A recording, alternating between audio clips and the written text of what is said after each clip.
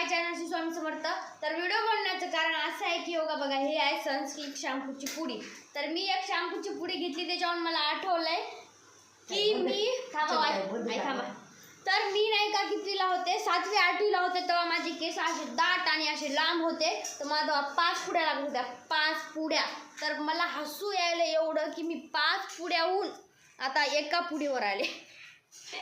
एका पुडीवर मला एकेकाळी 5 पुड्या लागायच्या डोसकं धुवायला. आता मला एका पुडीनंच माझं काम तमाम.